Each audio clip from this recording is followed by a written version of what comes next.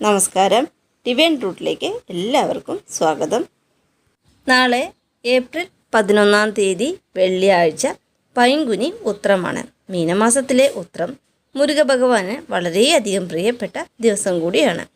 തമിഴ്നാട്ടുകാർക്ക് വളരെ വിശേഷപ്പെട്ട ദിവസം. എന്നാൽ നമ്മൾ മലയാളികൾ ശബരിമല അയ്യപ്പസ്വാമിയുടെ പിറന്നാളായിട്ടാണ് അന്നേ ദിവസം ആഘോഷിക്കുന്നത്. പൈങ്കുനി ഉത്രം ദിവസമാണ് മുരുകഭഗവാന്റെയും ദേവയാനിയുടെയും വിവാഹം നടന്ന ദിവസം. അതുമാത്രമല്ല, ശിവപാർവതി വിവാഹം ശക്തിയെ തന്നോട് ചേർത്ത ദിവസമാണ്. മധുര മീനാക്ഷി സുന്ദരേശ്വർ വിവാഹം, ശ്രീരാമൻ സീതാദേവിയും തമ്മിലുള്ള വിവാഹം നടന്ന ദിവസം. പൈങ്കുനി ഉത്രം ദിവസം ഒരുപാട് വിവാഹങ്ങൾ നടന്ന ദിവസം കൂടിയാണ്. മീനമാസം 12ാമത്തെ മാസമാണ്. അതായത് മലയാള മാസം 12ാമത്തെ മാസത്തെയാണ് മീനമാസം എന്ന് പറയുന്നത്.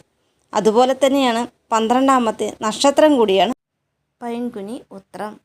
ജ്യോതിഷ പണ്ഡിതനാണ് മുരുകസ്വാമി. അതുകൊണ്ട് തന്നെ അന്നേ ദിവസം കർമ്മദോഷങ്ങൾ കുറയുവാൻ പ്രാർത്ഥിക്കുന്നതും ഉത്തമം. നാളത്തെ ദിവസം മുരുകഭഗവാനെ വിളിച്ച് വഴിപാട് ചെയ്ത് പ്രാർത്ഥിക്കുക. നിങ്ങളുടെ തലവര തന്നെ മാറ്റി എഴുതും ഭഗവാൻ. അതുകൊണ്ട് തന്നെ നാളത്തെ ദിവസം മുരുകഭഗവാനെ വിളിച്ച് പ്രാർത്ഥിക്കാൻ മറക്കരുത്. വിവാഹം നടക്കാതെ വിഷമിക്കുന്നവർക്കെല്ലാം പൈങ്കുനി ഉത്രം ദിവസം വ്രതമെടുത്ത് ഭഗവാനെ പ്രാർത്ഥിച്ചാൽ അടുത്ത പൈങ്കുനി ഉത്രത്തിന് മുമ്പ് തന്നെ വിവാഹം നടക്കും. പൈങ്കുനി ഉത്രം വ്രതരീതി: അതിരാവിലെ എഴുന്നേറ്റ് കുളിച്ച് വിളക്ക് വെച്ച് മുരുകഭഗവാനെ പ്രാർത്ഥിക്കുക. അന്നേ ദിവസം സ്കന്ദഷഷ്ടി കവചം പാരായണം ചെയ്യുക. ഇനി നിങ്ങൾക്ക് അതിനൊന്നും സാധിക്കില്ല, ജോലിയൊക്കെ ഉണ്ടെങ്കിൽ ഓം ശരവണഭവ എന്ന മന്ത്രം അന്നേ ദിവസം ജപിക്കുക.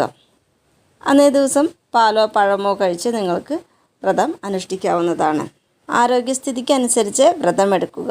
അന്നേ ദിവസം വ്രതമെടുത്ത് നിങ്ങൾക്ക് വൈകുന്നേരം മുരുകക്ഷേത്ര ദർശനം നടത്താൻ സാധിക്കുമെങ്കിൽ പോയി അർച്ചന ചെയ്യുക. വൈകുന്നേരം നിങ്ങൾക്ക് വ്രതം അവസാനിപ്പിക്കാവുന്നതാണ്. ഇനി വീടിനടുത്തൊന്നും മുരുകക്ഷേത്രം ഇല്ല എന്നുണ്ടെങ്കിൽ ശിവക്ഷേത്രത്തിലോ മഹാവിഷ്ണു ക്ഷേത്രത്തിലോ പോയി പ്രാർത്ഥിക്കുക.